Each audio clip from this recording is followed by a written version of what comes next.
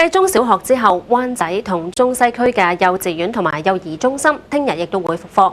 教育局話，學生可能會要用多45分鐘至到1個鐘頭返學。教育局提醒灣仔同埋中西區幼稚園嘅學生家長，需要留意運輸署公布嘅交通消息，預早掌握交通改道資訊，以及可能需要較長嘅交通時間，而需要提早出門。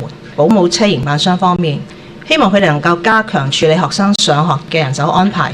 幼稚園亦都應該提早開門，同埋安排人手照顧提早到達學校嘅一啲學生。睇翻佔領運動嘅情況啊，警方話咧，旺角仍然係高危地區啊。係蔡浩然啊，旺角佔領區今日嗰個氣氛係點啊？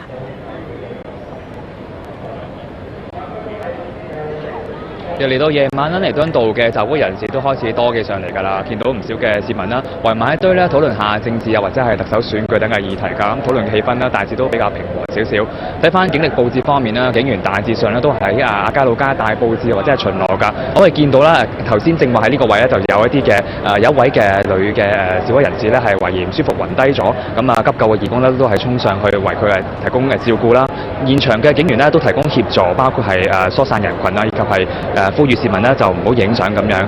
咁目前彌敦道嘅封閉嘅範圍咧，大概係從登打士街去到旺角道㗎。咁兩邊嘅鋪頭，譬如話啲鐘錶行啊、金鋪咁啦，都其實亦都恢復翻營業。不過咧，可能受到集會嘅影響啦，咁人流都比較冷清少少㗎。好，唔該晒你先。咁跟住咧，我哋過去金鐘嗰邊睇下啦。咁啊，見到入夜之後咧，比起下晝咧嗰個留守嘅人數多翻一啲㗎。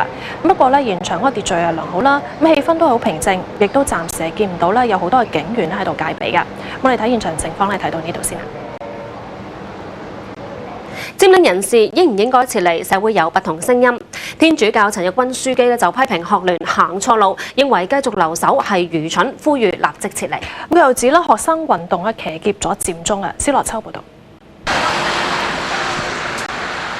佔中進入第11日，陳日君深夜到特首辦探學生，佢強調唔係想佢哋撐落去，相反係想傳遞呢個訊息。即刻撤退，越快越好撤退。你想拖幾耐啊？你而家等乜嘢？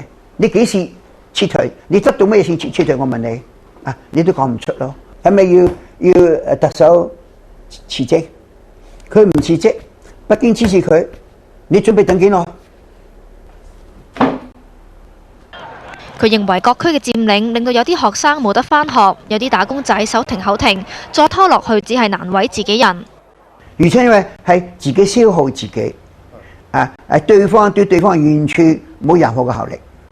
而家坐喺度俾佢玩咧，而家學聯係俾佢玩緊咧，同嗰班人冇得傾噶啦。呢班人完全係瘋狂嘅，唔講道理嘅，野蠻嘅。我而家暫時唔同佢傾。陳日君喺罷課期間都有幫學生站台，佢話佔中本身好有部署，突然宣布提早都係應學聯要求，佢不忿三子被批評。用呢個危嚇去宣傳大家團結，你投票得到咁高嘅票數係咪大家嘅事啊？係佢哋嘅功勞咩？唔係㗎，香港啲大家嘅功勞啊，係佔中三子嘅功勞啊。咁咧而家三子騎劫咗學生嘅運動，哇！真係〜三子完全唔想騎劫你啲乜嘢㗎，你呢啲騎劫咗佢嘅運動啊！佢認為為今之計係唔好再由學聯領導，學聯應該揾埋佔中三子同學者等組織聯盟，要求政府重交報告。打仗啊，冇人指揮，你會贏嘅咩？完全靠勇，有個勇字夠嘅咩？拿破崙咧，去蘇聯啦，哇，好威水喎，衝入去，衝入去，衝入去，送死啊！佢哋係好勇敢，做咗好多嘢。但係而家行嘅路係錯㗎啦，我錯咗啦已經。我最愛惜佢哋，所以鬧佢哋。有線電視記者施樂秋報導。和平佔中回應陳日君樞機時候話，多日嚟同學界已經達成合作模式，相信學聯有能力同政府對話。其實我哋已經係有一個比較清楚嘅合作嘅模式㗎啦。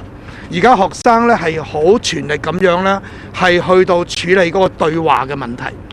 和平佔中咧，我哋嘅工作咧係嚟到聯繫好多民間嘅團體咧，係提供呢個支持，特別就係對於佔領嘅場地嘅一啲嘅基本嘅運作啦，喺適當嘅時候向同學提供意見啦。